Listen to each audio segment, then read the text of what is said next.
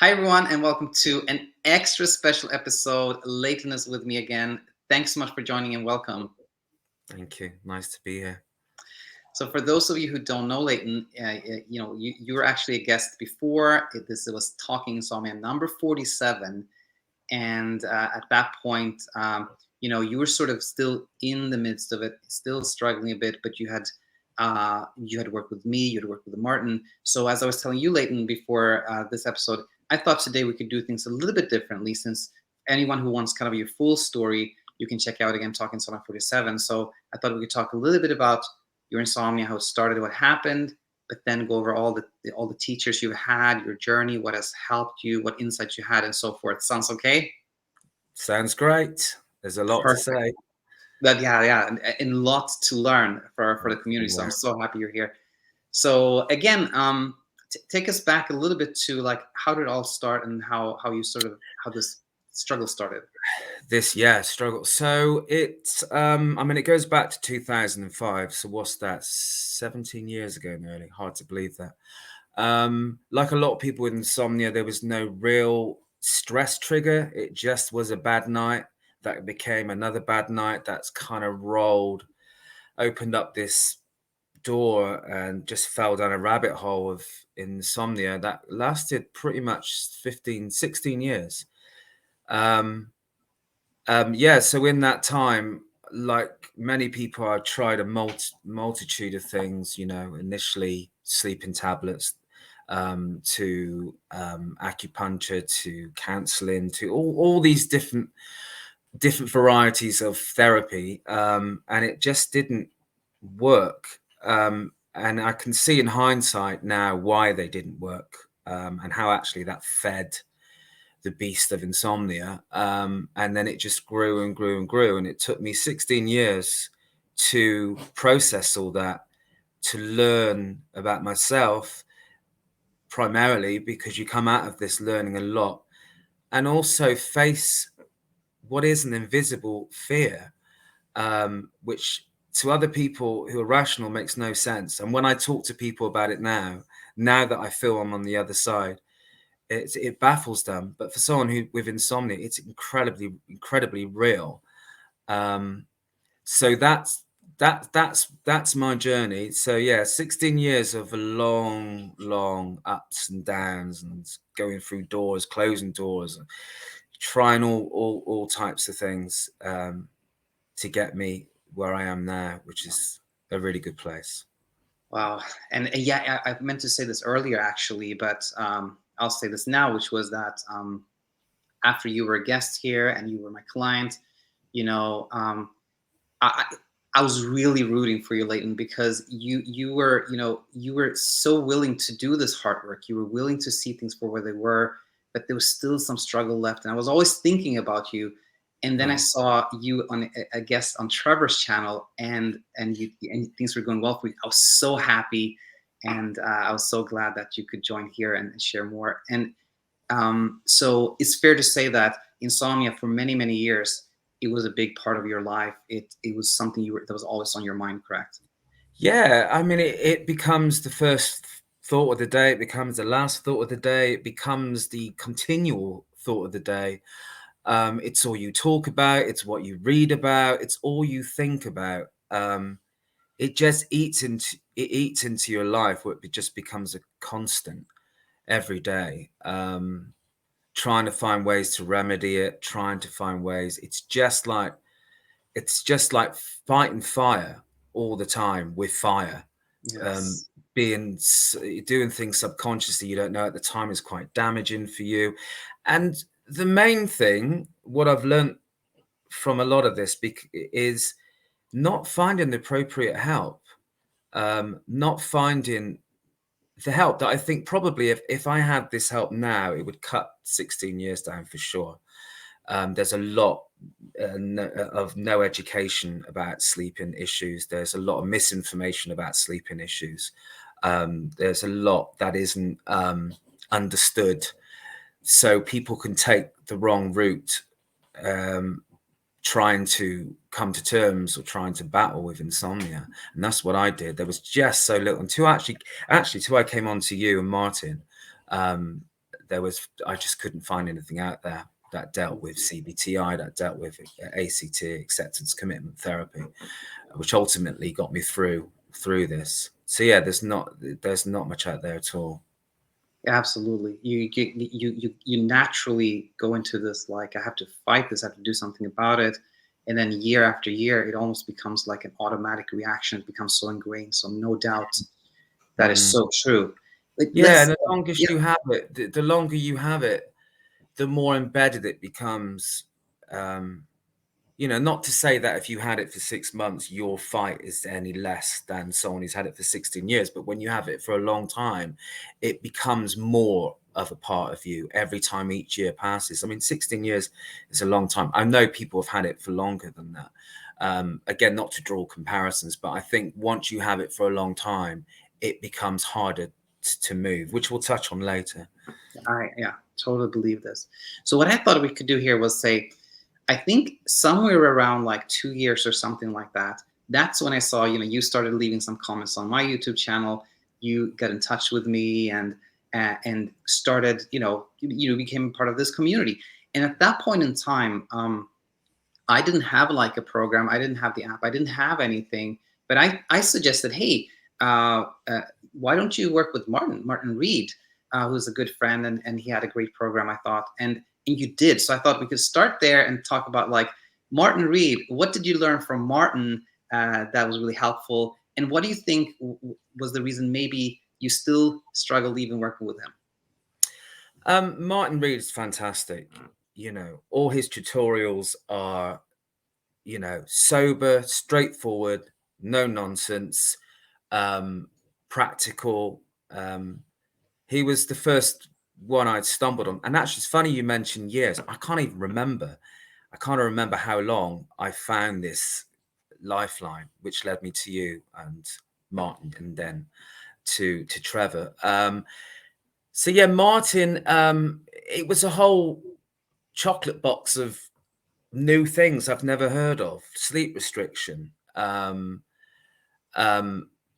facing the fear, a lot of things that I've never even heard of in terms of sleeping issues. So there was a lot of videos to digest. There was a lot of things to unlearn. I think for a lot of people with insomnia, there's certain things sometimes that stick more than other people. My one was getting out of bed, the whole issue. I know there was a kind of conflicting approach to getting out of bed, staying in bed. Do you get out of bed? Do you stay in bed? To me, that was difficult. Not obsessing about it was difficult. All these things he did touch on. I don't think there's anything he hasn't touched on. I just think for Martin, it was the first one. So I don't think I was quite ready because it was new. Everything was new he was talking about. I mean, it absolutely was just heaven. I mean, up until that point, I mean, I did some work with, I've forgotten his name now. He's an English insomnia coach. And that was about a lot to do with ACT, but that didn't stick. Oh, Guy Meadows? That's the guy. Yeah, that's the guy, Guy Meadows. Yeah, I stumbled onto Guy Meadows. I did a couple of his classes. I don't think it's a bad thing about them. It just doesn't work. I just think it's about timing, and it's about whether you're ready, and it's about whether you're receptive. And it just wasn't. I wasn't at that point yet. But it was when I've started to listen to Martin, it opened up a lot of things that I've never even realized that I was doing. And at that point, after working with Martin, you learned a lot. Like, it was really eye-opening. The struggle didn't end, maybe just because of timing, as you said. But did things become a little easier, or was it still a really intense struggle? Yeah, I mean, it was a little easier because you had some touchstones to return to. But my behaviors were so embedded, it was going to take a lot of work. And I'm sure this may be the case for people that have it a long time. It takes, these things are in 16 years of, well, probably at that time, 14 years of continual approach, continual instinctive reactions to insomnia, that takes a long time to unravel. So for me, it definitely was game changer, finding all these things, but it was still hard. I'm not going to lie. I kept returning back. I kept, watching the testimonials and going on websites, and I think part of Martin's what he's able to give, there's the message board, there's the Insomnia group, which for me I found actually it didn't work for me. I know it's good to have support, but I felt it triggered a lot of things, because you'd read people that haven't got over it, you read people that just aren't managed to get there right now. And when you have insomnia, you just reach, you just acknowledge the bad stories. You never kind of process the good ones. So I find that quite difficult. It just didn't. It worked to a certain point, but it wasn't quite there, and I couldn't work out what it was that was stopping. But I felt for the first time there was a clear line, Exactly. for the first time in so many years. And it was just seeing all the books that I read, meeting all, listening to the videos of all these people. It definitely was a comfort. I just wasn't quite ready to get there yet, but it buffered a lot, and it helped a lot at bad times, definitely.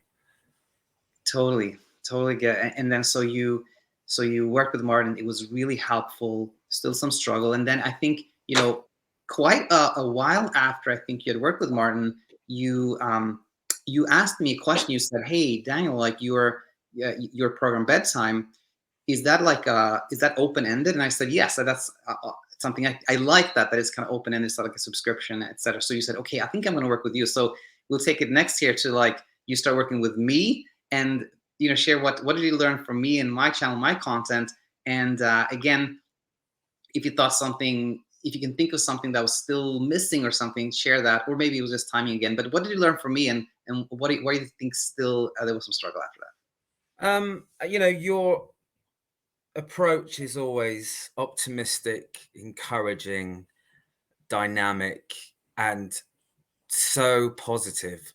And you need that. And you've always been, encouraging and motivating, because there are many times I used to come back to you going, it's still not working. It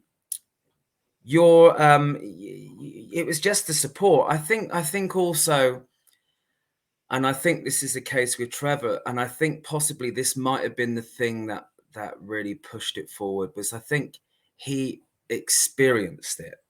And that's not to diminish you and Martin's approach, but I think he experienced it, and I think that was the final thing that clicked. You've led me to people like Sasha Stevens. I don't think there was anything you hadn't covered.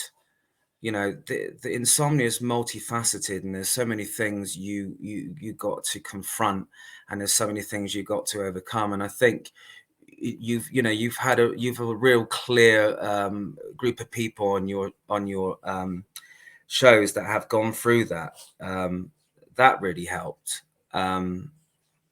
Yeah, but again, I wasn't ready, but I was seeing certain chinks. Certain things would just get a bit clearer, get a bit better, and I understood more, and I've learnt more. So it was slowly getting there. There was no way was I going backward. I was going forward. It was just incredibly slow. Yeah. Absolutely. And just to comment on that, from my perspective as a coach, it can sometimes you don't know what's happening to your clients, or somebody that has been your client, and you're hoping that I think they're moving forward, and you were. So that's marvelous. And for someone who's hearing this now and who's kind of in this struggle, it's sometimes that you don't maybe see it clearly, but you are often really moving forward. Isn't that so? Yeah, definitely. And you're seeing things that I can't see, and you're seeing the way I'm behaving that I can't see. And you did that a lot, which is, you know, you would highlight certain things, and I'd go, oh my God, he's absolutely right. I am actually doing that. You could see certain behaviors that I was doing that I couldn't see.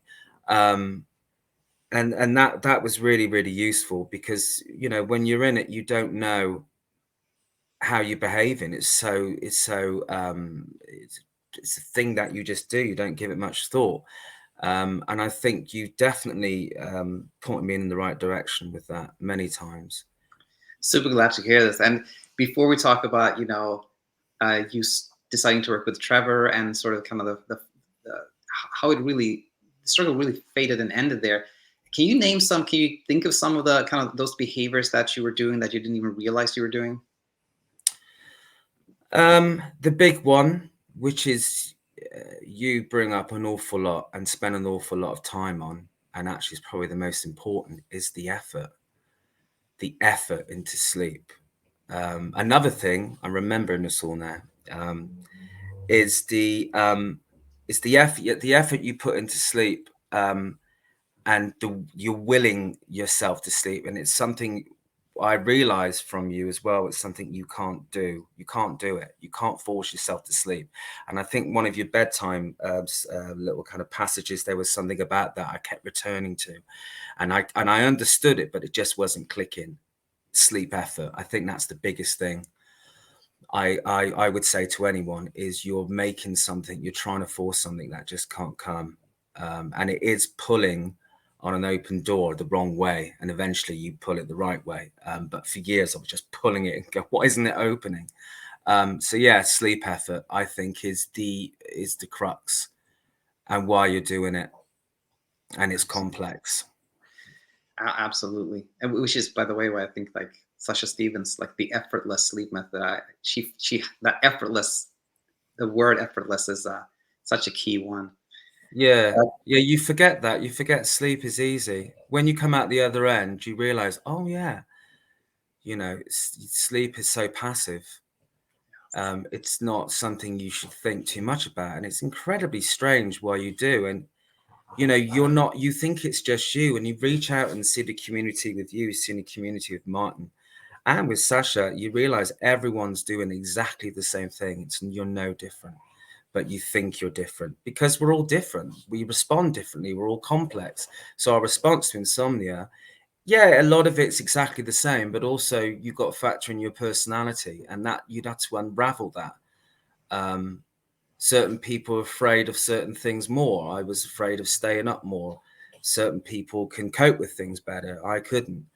But it's still under the banner of insomnia. It's just as I got through it, I realized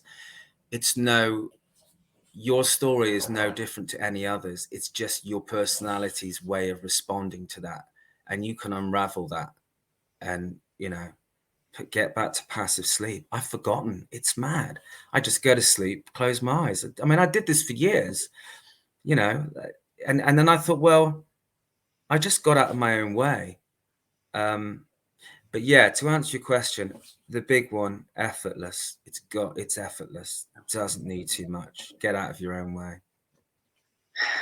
Now, I believe this must have been like maybe some 6 months ago or something like that. You learned a lot from me, from Martin. There was still some struggle there, but you knew about Trevor, and you decided to work with him. And I heard in your interview with Trevor how you said that your partner was kind of like, oh, Oh another God, thing, and yeah. something like that, right? I've done so much. He used to just come home and like, which one are you talking to now? Is it Daniel? Is it Martin? Who is it? What are you spending money on? Another thing. You know, it's like another diet, isn't it? Some diets just work, some diets just don't work. But the aim is for you to lose weight. And sometimes you find a diet, you go, it works. But yeah, he just got, you know, man, he just got to the point. He had 16 years of this. It's like another thing. I don't quite know when. I'm trying to remember how I stumbled into Trevor. I think the acceptance commitment therapy, which is a big component for Guy Meadows. Meadows. His underpin his teaching learnings, as it were, was is acceptance commitment therapy. So I came around the block and I saw this, and I can't remember where I saw it. I think it might have been a lead from you, or anyway, I found it, for some reason I thought, okay, this time I think I'm ready to do this. Acceptance commitment therapy. CBT-I works to some extent beautifully. The big thing about getting up, staying up, keeping a sleep window is so important. That's a behavior, that's a very important thing to do. That can underpin, even if you're doing something completely different. I think that goes through CBTI and that goes through acceptance commitments. That seems quite a common thing for all teachings, which is the sleep window. And that helps. That's a bedrock. That's not the end of it, but that's a bedrock to put all your other learnings around. And that's the, going to bed when you're sleepy and getting up if you're not sleepy. So I saw ACT, and then I contacted Trevor. I think it was in the summer. I think it was a 9-week course. My partner at the time just said, his words were, this is going to be a miracle, which annoyed me at the time. He's like, are you going to need a miracle? Like, thanks, that's so supportive. And actually, he was shocked. So for a while, it didn't, it took a while, but it was quite quickly. And I was a bit apprehensive to wonder why this time, because then you worry that you're just going to bring it back into existence. But it just worked. You had to put work in. He did these great handouts every week. And the thing with Trevor, I do think there's a part of this is because he's had it for 2 years. So he understands the darkness of it. He understands the desperation. So his handout every week, there'd be some parts of Insomnia that you'll say, well, does he know about this? What about this bit? And you turn the page and he answers it. There wasn't one thing he didn't answer. There wasn't one thought or concern that he didn't answer. And that was really good. So you go through the course and it just got better and better and better. And then I think it was around about July, I started to get weeks. And then I'd be like a couple of bad days. Then it got on a bit longer and it got on a bit longer. And I would say it's about 6 months of good sleep. Not perfect sleep. But it was 6 months of much more good than bad. So many more good. Then it becomes good days, and then it becomes good weeks, and then it's a month, and then it's 2 months, and then you're thinking, I've recovered. But you do have setbacks. And I think for someone who's recovered or recovering, I think it's important to say, just because you got over insomnia, it doesn't mean you're not going to have setbacks, and it doesn't mean that you can't get back on track. I mean, I had one last week. I had 2 days of not sleeping. And instinctively, I started to revert back to my old habits, reading success stories. I mean, this, and then I thought, no, I'm going to go back and read some of Trevor's notes, and only Trevor's notes, because for me, I used to read everyone, a book here about anxiety, a book there. So you got all these things you're reading to try and make yourself feel better. And I thought, no, I'm going to focus on one thing. So I reread some of the notes from Trevor, and it just put me back on track. I think the misconception is when you recover from something is that you're always going to be fine, and that you do, as I've had it a long time, you do always have that thing in the back of your head. It's like the horror film when the person's been killed and they jump out back through a window or something, they pop back alive. You're always worried that it's going to pop back, and sometimes it does, but it's nowhere near the strength of what it used to be like. The fear is gone. It like I said, it still happens, but I made it. You make choices now, and that and the facing it, accepting it, walking through it is really, really, really, really hard on paper to do that. It goes against all your nature because you're terrified of something and you're scared of something and you're panicked by something. It's the very thought of the day. So to go towards that and stand in it, which I think you have to do to come out the other end. And also you have to trust. You have to trust that it's working, because a lot of it's working behind the scenes. Your psychology is changing behind the scenes. You don't know that. But once you get through 2 or 3 days and you've got through it all right, you went to work, you even seen friends, you went out and did something that you wouldn't ordinarily do, you start to reduce it. And it gets a bit easier and it gets a bit easier. And then 3 days you go, I haven't slept at all for 2 days. You know what? It was all right. I got through it. And then something clicks a bit more, and then it clicks a bit more, and then it clicks a bit more. I think that's what happened to me, was that I slowly walked through it. And I think with yourself and with Martin, you were the doorway. I was just not ready to go through, or superficially ready to go through. It's I don't know. It's a mystery. It's a mystery.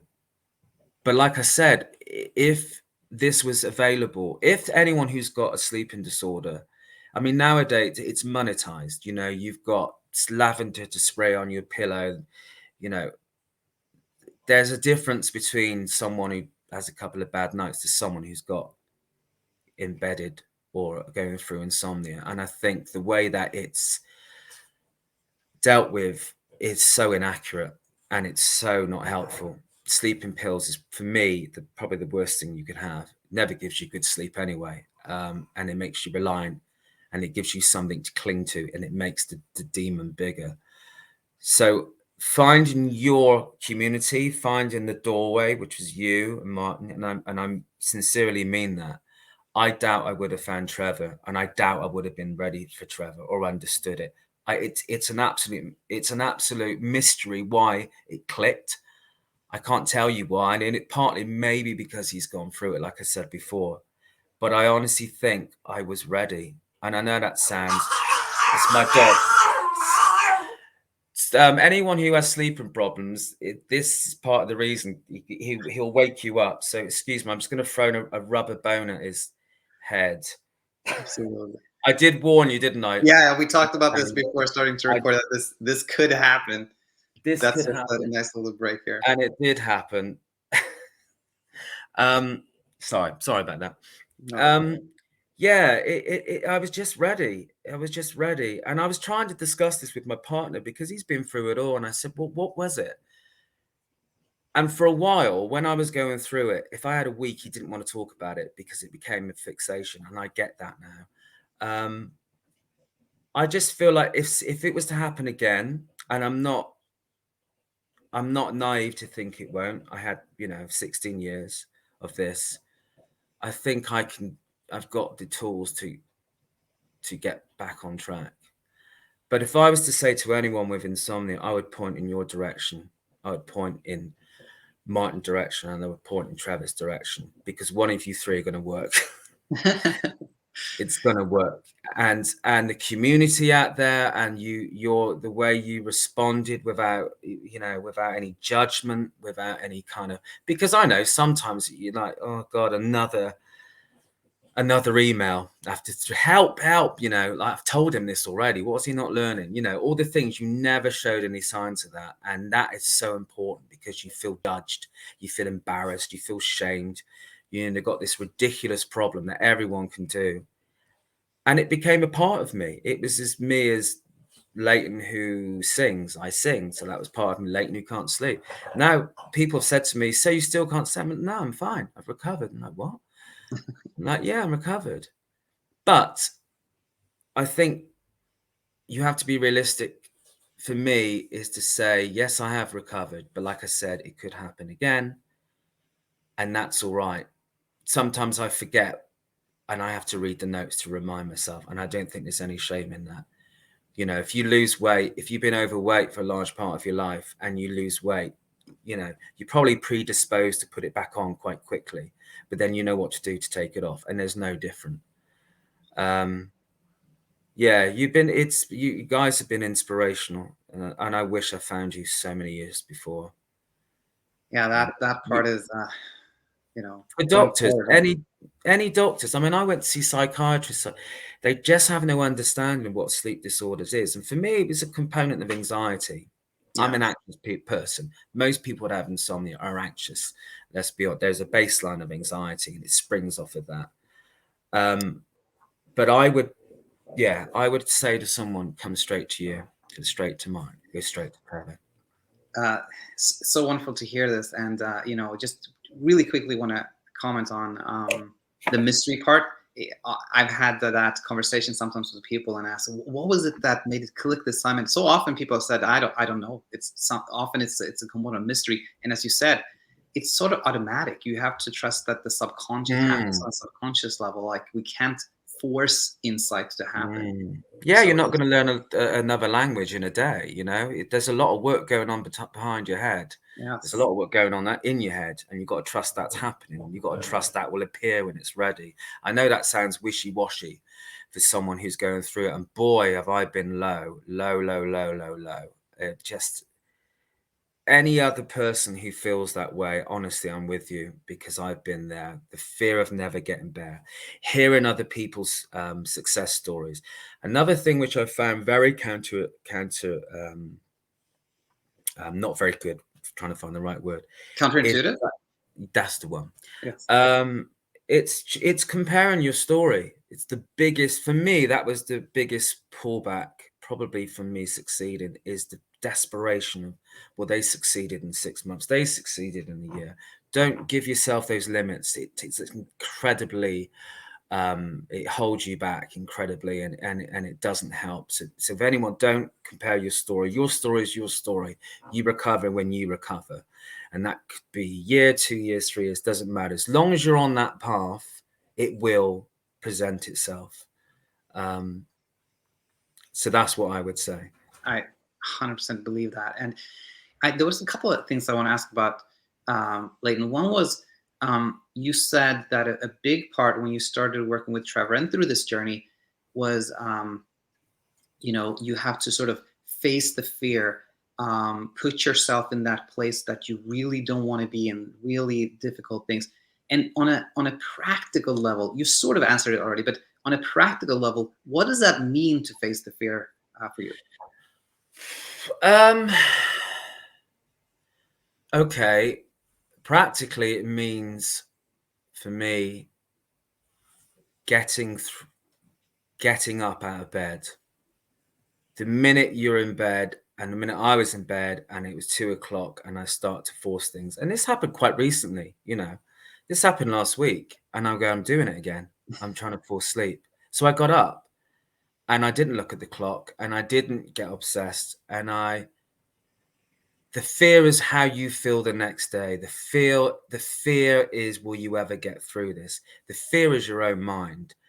And for me to see the sun come up, and the big thing, which was a real game changer for me, and this might help other people, the big thing is to live your life regardless. And that took a long time. So when people used to say, well, you get up, you do things, you engage in life, I thought, that's impossible.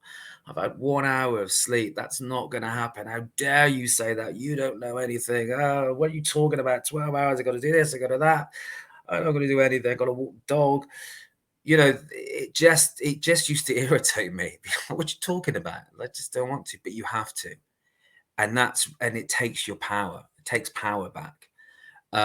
So for me, it was facing that. Will I be able to cope? Will I be able to function? Is everyone judging me? Do I look stupid? Am I just a mess? Am I a wreck? Am I facing all that and getting through the day and doing it again and again and again and again? The more you do it, it gets reduced slightly. For me, that's the fear. And then you, like most fears, you get to the other end. You go, there's nothing there. It's a little man in the Wizard of Oz behind the curtain. When they open it back, it's this tiny little man. There's nothing. that's a ridiculous thing to say, but there is nothing there. There's nothing other than you. 100%. You're echoing what Sasha Stevens said when she was on the channel. She was the exact same. There's nothing there, and I know for some people who hear this, it's kind of like it's maybe too early to fully understand that.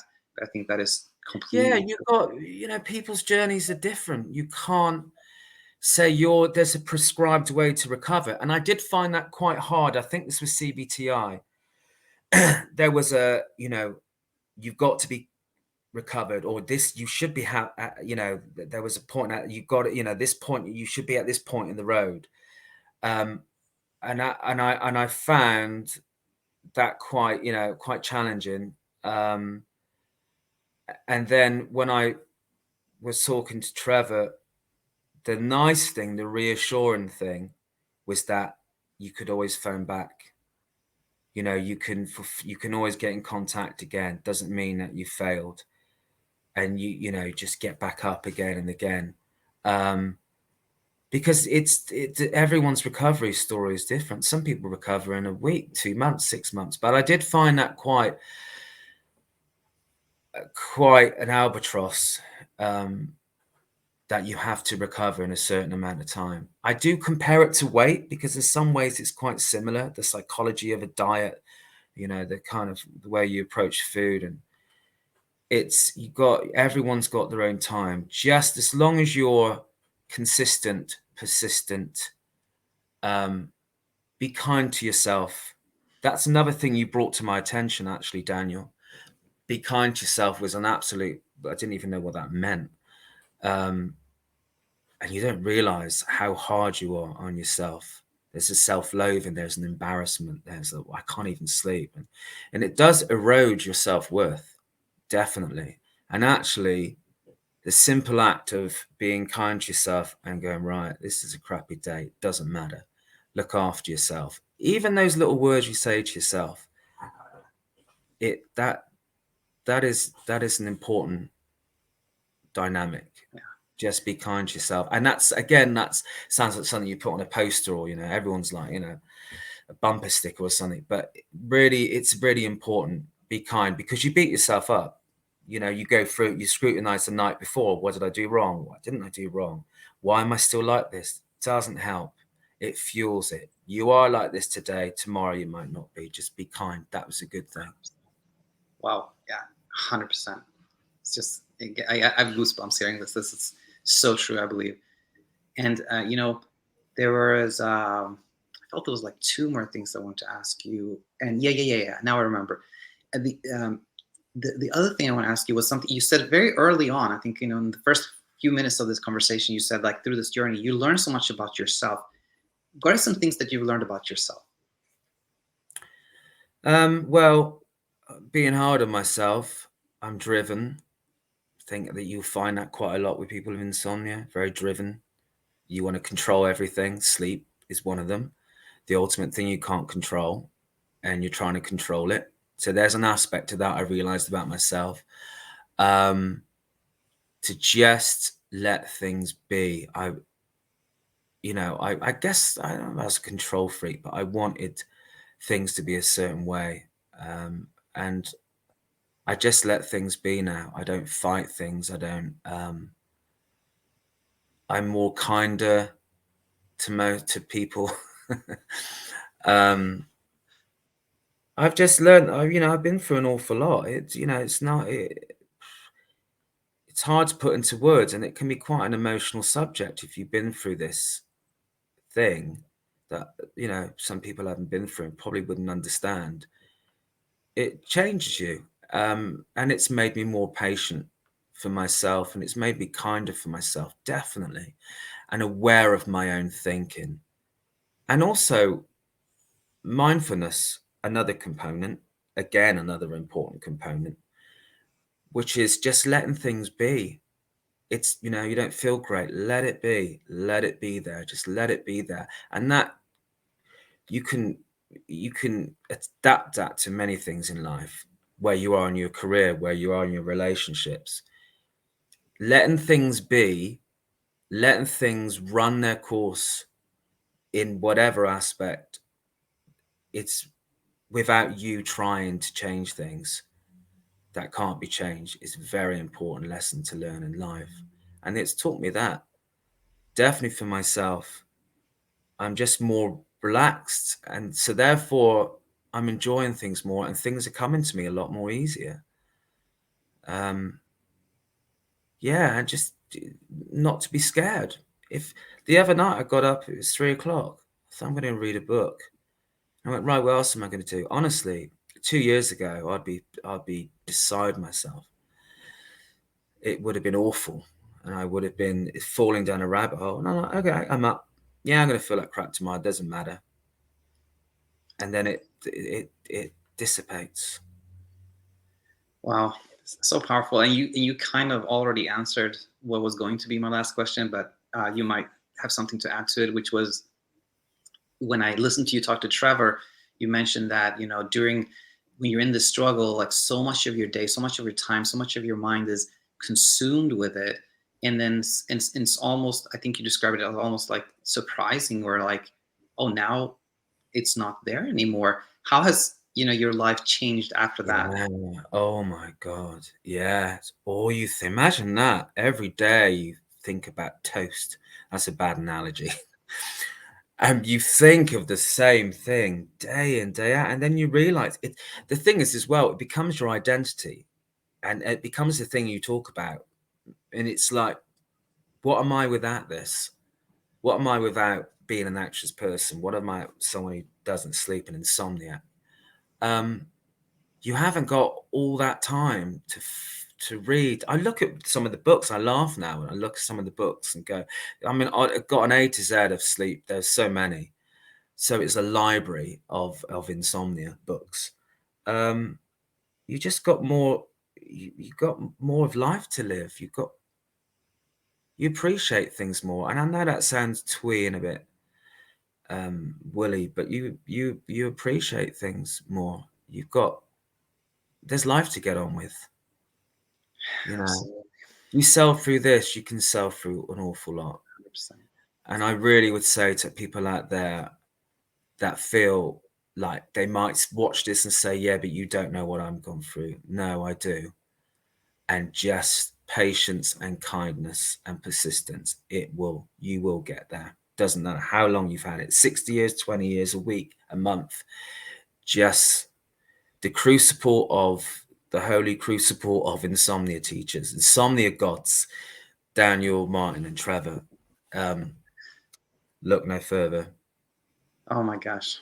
Well, you guess what? I'm sure Martin and Trevor would say the same thing as I'm going to say, which was that, without the community, without someone like yourself and everyone else there asking questions, sharing their stories, there would be nothing. So I think we can end on this beautiful note. I'm so happy, Leighton. So glad. Well done. Thanks for being Well, here. you did say this. You kept saying you're nearly there. You kept saying that, and I was thinking, I'm like, but you were right. You were right. You knew where I was. I saw it. All right. We'll finish there. I think a lot of people will find so much value here. So just thanks again for being here, Leighton, and we'll be in touch. Pleasure. Bye Okay. now. Bye now.